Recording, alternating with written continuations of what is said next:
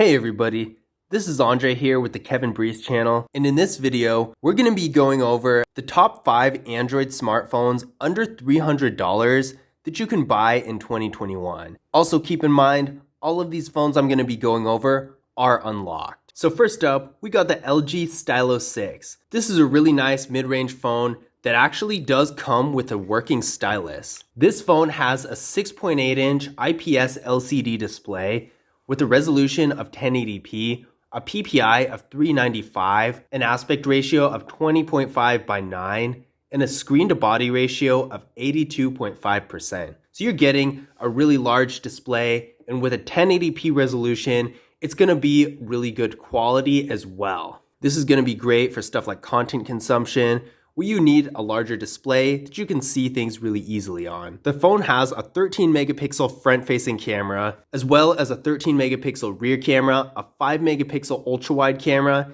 and a 5 megapixel depth sensing camera. So you're going to be able to get some decent quality pictures out of this, and it has an ultra-wide camera, which is nice as well. The phone has 64 gigabytes of internal storage with microSD card expansion, which is a decent amount of storage as well. It has a fingerprint scanner. It doesn't have face unlock, but there is a fingerprint scanner, which is really good. And to give you an idea of how well this fingerprint scanner works, it's very fast and responsive.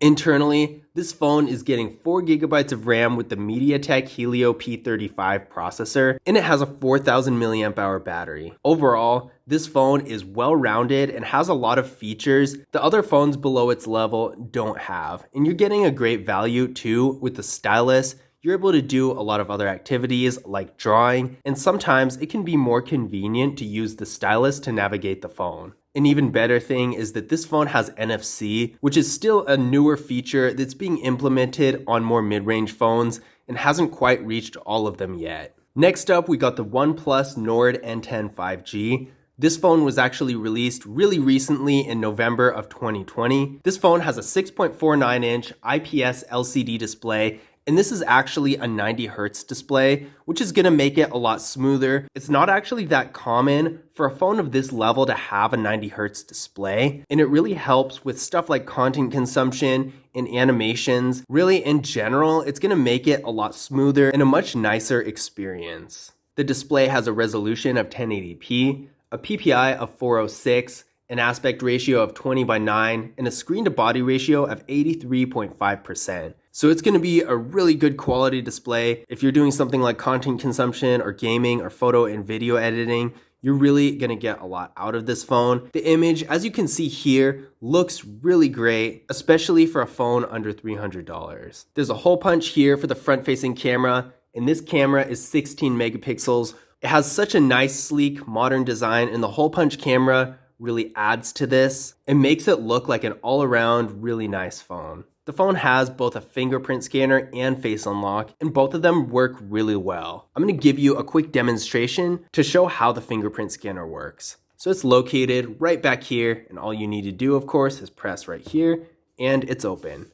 So it's really fast and responsive, and it makes it really convenient in times that you can't use face unlock. Now, taking a look at the rear camera setup, here we got a lot of different features. There's a 64 megapixel rear camera, an 8 megapixel ultra wide camera, a 2 megapixel depth sensing camera, and a 2 megapixel macro camera. So a lot of camera features. If you're into photography, this is going to be a really good value for you. And the quality of the pictures taken by this phone is really good. As far as the camera goes, you're pretty much going to be able to use it for any situation that you want to. The camera quality really does stand out compared to other mid-range phones as well. Now internally, this phone is getting 6 gigabytes of RAM with the Qualcomm Snapdragon 690 5G processor. We ran a Geekbench 5 benchmark test on this phone, and it came back with a single core score of 609 and a multi-core score of 1832. So this is a very powerful processor that you're going to be able to do a lot with, and especially considering its level, a lot of the phones in this mid-range are a little bit lower than this. So you're going to not only be able to do a lot more with it, but you're going to be able to do your basic activities even better as well. This phone has 128 gigabytes of internal storage with microSD card expansion, which is a great amount of storage. With apps and the system data itself getting larger and larger as time goes on, it's definitely good to have as much storage as you can get. And with the microSD card expansion, you're going to be unlikely to run out of space. As far as the battery goes, the phone has a 4300 milliamp hour battery that supports 30-watt fast charging. So you're not only going to have a great amount of battery life throughout the day, but it's also going to last a long time because over time as the battery degrades, it's not going to be as noticeable since the battery is so much larger. This phone also has NFC, which is a great feature considering that it's only a mid-range phone. Next up, we got the Motorola Moto G Stylus 2021. This phone is a continuation of the previous version of the Moto G Stylus that came out in 2020. This phone, as the name implies, does have a stylus very similar to the LG Stylo 6. This stylus is really nice and reliable. This phone has a 6.8-inch IPS LCD display with a resolution of 1080p, a PPI of 386, an aspect ratio of 20:9, and a screen-to-body ratio of 84.8%. This phone also has the hole-punch front-facing camera, which is great. This camera is 16 megapixels, and if we look at the back here, we'll see this phone has a 48 megapixel rear camera, an 8 megapixel ultra-wide camera, a 2 megapixel depth sensing camera, and a 2 megapixel macro camera. So similar to the Oneplus Nord N10 5G, this phone really does have all the camera features you could possibly ask for and takes great pictures as well. This phone has 128 gigabytes of internal storage with microSD card expansion, so you're getting a great amount of storage. If you have lots of apps, even the more demanding apps, you're definitely going to be able to put them on this phone. And with the microSD card expansion, you won't have to worry about running out of space for your photos and videos and other types of media. This phone has both face unlock and a fingerprint scanner, but unlike a lot of the phones out there, this phone has a fingerprint scanner right here on the power button, which I personally think is the best spot possible for it. And just to give you a little idea of how fast it is to open, right now it's locked and I can just simply tap it and it'll unlock. Even with face unlock, you're not going to be able to unlock your phone this fast. So the fingerprint scanner on this phone is great. And in some situations, I feel like it's kind of a deal breaker. I definitely think that the fingerprint scanner alone would even be enough to make a decision of this phone over another one. Internally, this phone is getting 4 gigabytes of RAM with a Qualcomm Snapdragon 678 processor. We ran a Geekbench 5 benchmark test on this phone and the numbers are very good. It has a single core score of 538 and a multi-core score of 1588. So even though it's not quite the fastest phone out there, it's definitely going to be able to do pretty much anything you want it to do. Your daily activities will be pretty easy for it. And then you can get into things like higher levels of content consumption, gaming, photo editing, video editing, all that kind of stuff. You're definitely going to be able to do it. This phone has a 4000 milliamp hour battery that supports 10-watt fast charging. So not only do you get a lot of longevity out of that, but you can also use a fast charger to charge up even better. And next up, we got the Samsung Galaxy A31.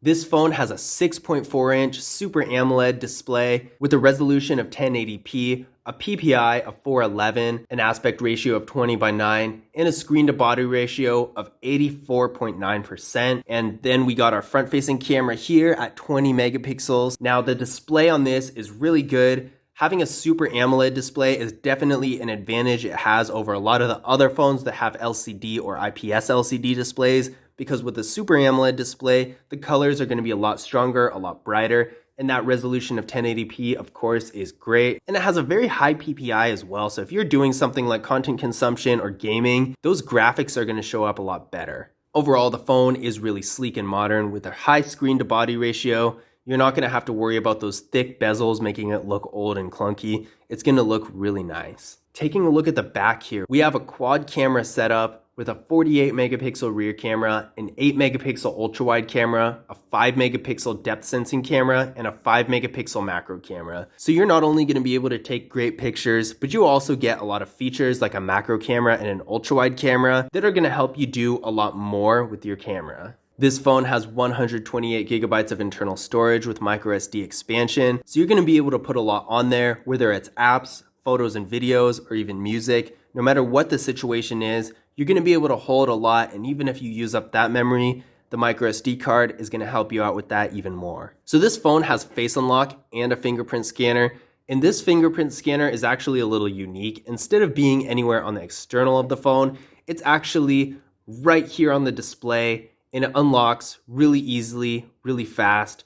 and it gives it a nice modern touch. I really like the fingerprint scanner on display. Back when touchscreen devices like the iPod Touch and all that first came out, that used to be a thing that people would have for entertainment. It would be a fake fingerprint scanner or something like that. And now we have them for real right on the display, and it's nothing new. So that's really cool to see. The design of the fingerprint scanner in this phone in general really embraces the modern age we're getting into, and I'm a big fan of that. So internally, this phone is getting 4 gigabytes of RAM with the MediaTek Helio P65 processor. We ran a Geekbench 5 benchmark test on this phone, and it came back with a single core score of 352 and a multi-core score of 1238. So this is a good amount of processing power as well. You're going to be able to do your daily activities with no issues. And even if you get into the more demanding category, like photo and video editing and gaming, it should be able to handle a good amount of that as well. Now, last but not least, we got an old flagship phone here, the Samsung Galaxy Note 8.